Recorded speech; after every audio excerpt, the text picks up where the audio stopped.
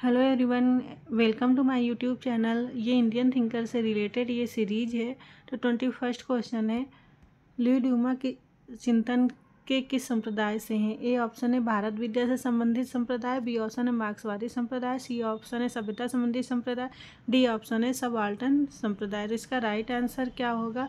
जो ल्यू ड्यूमा जी थे ये किस संप्रदाय से संबंधित थे? ये थे भारत विद्या से संबंधित संप्रदाय। तो 31 का ए ऑप्शन यहाँ पे राइट हो जाएगा। फिर हम आते हैं क्वेश्चन नंबर 33 पर। क्वेश्चन नंबर 32 हम बाद में सॉल्व करेंगे कि समाजशास्त्री ने सूदखोर और संबंध को आधिपत्य के संदर्भ में देखा है। ए ऑप्शन है एस.सी. दुबे, बी ऑप्शन है डी.पी. मुखर्जी, सी ऑप्शन है एन.के. बोस, डी ऑप्शन है डेविड हार्डीमैन। तो इसका राइट आंसर क्या होगा? जो डेविड हार्डीमैन जी थे इन्होंने जो है सूदखोर के संबंध में आधिपत्य के संदर्भ में देखा है। तो ये गुजरात के जो बनिया थे उनका अध्ययन इन्होंने किया है, डेविड हार्डीमैन। तो क्वेश्चन नंबर 33 का डी ऑप्शन यहाँ पे राइट हो जाएगा। फिर हम आते हैं क्वेश्चन नंबर 34 पर। क्वेश्चन नंबर 34, समीरपेट गांव के अध्ययन के लिए एस.सी. दुबे ने किस अध्ययन पद्धति का चुनाव किया? ए ऑप्शन है संरचनात्मक प्रकार्यात्मक, बी ऑप्शन है पुस्तकीय, सी ऑप्शन है मार्क्सवादी, डी ऑप्शन है सभ्यतागत। तो इसका राइट आंसर क्या हो जाएगा? जो एस.सी. दुबे जी थे इन्होंने किस अध्ययन पद्धति का चुनाव किया है, ये क्वेश्चन ये पूछ रहे हैं। तो समीरपेट कहाँ पे है? समीरपेट है आंध्र प्रदेश राज्य में। ठीक है, आंध्र प्रदेश राज्य का एक गांव है।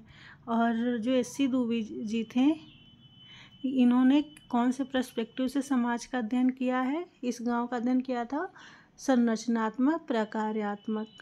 ठीक है, तो क्वेश्चन नंबर 34 का ए ऑप्शन यहाँ पे राइट हो जाएगा। ठीक है, फिर हम आते हैं क्वेश्चन नंबर 35 पर। क्वेश्चन नंबर 35 है, डॉक्टर अंबेडकर की डॉक्टरेट थीसिस आख्या युक्त थी? ए ऑप्शन है the problem of the UP, B option है ancient Indian commerce, D option है commercial relation of India, C option है state and minorities annihilation of the caste. तो इसका राइट आंसर क्या हो जाएगा? जो डॉक्टर अंबेडकर जी थे इनके डॉक्टरेट जो थीसिस थी जिसमें इन्होंने पीएचडी की थी, तो वो कौन सा उनकी थीसिस थी? ऐसा डॉक्टरेट थीसिस ये था the problem of the rupee. Question number 35 का ए ऑप्शन यहाँ पे राइट हो जाएगा।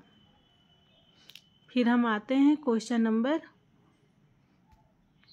36 पे। क्वेश्चन नंबर 36 क्या है? कौन सामाजिक परिस्थितियों के संबंध अध्ययन से संबंधित हैं? ए ऑप्शन है आर.के. मुखर्जी,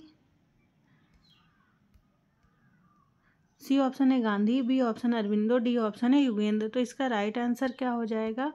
इसका राइट आंसर होगा आर.के. मुखर्जी। जो आर.के. मुखर्जी थे ये सामाजिक परिस्थिति की का अध्ययन किए हैं। तो 36 का ए ऑप्शन यहाँ पे राइट हो जाएगा।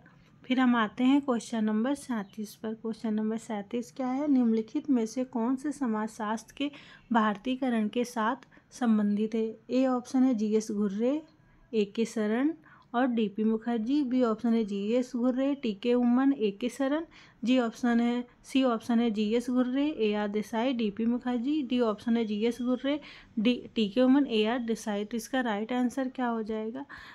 किस कौन से ऐसे समाजशास्त्री जो भारतीयकरण से संबंधित हैं? तो इसका राइट आंसर होगा ए ऑप्शन। ठीक है, जी.एस. घुर्रे, ठीक है, ए.के. शरण और डी.पी. मुखर्जी, ये तीनों ही समाजशास्त्री भारत के भारतीयकरण के साथ संबंधित हैं समाजशास्त्र के। तो क्वेश्चन नंबर 37 का ए ऑप्शन यहाँ पे राइट हो जाएगा। फिर हम आते हैं क्वेश्चन नंबर 38 पर। क्वेश्चन नंबर 38 क्या है? डी.पी. मुखर्जी की किस पुस्तक में आधुनिकीकरण की अवधारणा प्रथम बार प्रयुक्त हुई है? ए ऑप्शन है personality and the sciences 1924, B option है problem of Indian youth 1942, C option है modern culture and a sociological study 1942, D option है व्यूज एंड काउंटर व्यूज 1946। तो जो डी.पी. मुखर्जी थे इनकी कौन से बुक में जो है इन्होंने आधुनिकीकरण का कॉन्सेप्ट प्रथम बार जो है इन्होंने यूज किया था? तो डी.पी. मुखर्जी द्वारा जो ये modern India culture and sociological study 1942, इस बुक में इन्होंने आधुनिकीकरण कॉन्सेप्ट जो है सर्वप्रथम उपयोग किया था। तो क्वेश्चन नंबर 38 का सी ऑप्शन यहाँ पे राइट हो जाएगा। फिर हम आते हैं क्वेश्चन नंबर 1939 पे।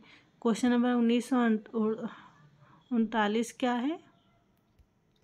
यह किसका विचार है कि सामाजिक असंतोष का कारण पूंजीवादी विकास पथ में ही गढ़ा है? ए ऑप्शन है कार्ल मार्क्स, सी ऑप्शन है ए.आर. देसाई, बी ऑप्शन है गुन्नार मिर्डाल, डी ऑप्शन है ए.जी. फ्रैंक। तो इसका राइट आंसर क्या होगा? जो सामाजिक असंतोष का कारण पूंजीवाद विकास पथ में ने ही गढ़ा है। ये सेंटेंस स्टेटमेंट किसका है? ये स्टेटमेंट है ए.आर. देसाई जी का। तो 39 का सी ऑप्शन यहाँ पे राइट हो जाएगा।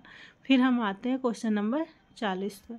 क्वेश्चन नंबर 40 क्या है? एम एन श्रीनिवास ने जातियों में अन्योन्य आश्रितता को इस प्रकार कहा है। ए ऑप्शन है शैक्षिक एकता, बी ऑप्शन है स्मारक एकता, सी ऑप्शन है अखंडता, डी ऑप्शन है पारस्परिकता।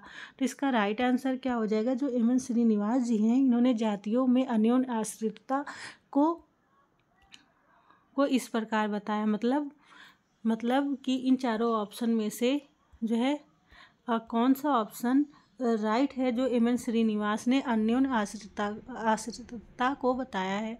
तो 40 का डी ऑप्शन, ये जो पारस्परिकता है, ये जो है राइट आंसर हो जाएगा। ठीक है, अन्योन्य आश्रितता मतलब एक दूसरे पर निर्भर होना, ये पारस्परिकता मतलब एक दूसरे से जुड़े हुए रहना। तो ये दोनों ही शब्द एक दूसरे के समानार्थी हैं।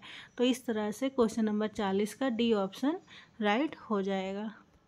बने रहिए हमारे यूट्यूब चैनल पर, और हम मिलते हैं फिर नेक्स्ट वीडियो में।